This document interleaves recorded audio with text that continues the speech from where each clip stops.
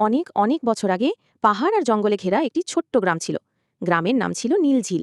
কারণ গ্রামের মাঝখানে ছিল একটি বড় নীল রঙের হ্রদ।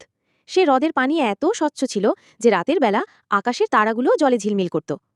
গ্রামের মানুষগুলো ছিল খুব শান্তশিষ্ট। তারা চাষাবাদ করত, গান গাইত আর উৎসব করত।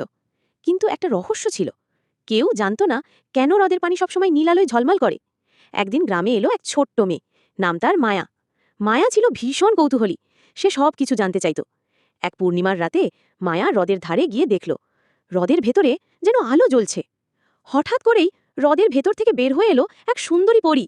তার পোশাক ছিল নীল রঙের আর মাথায় ছিল রূপালী মুকুট।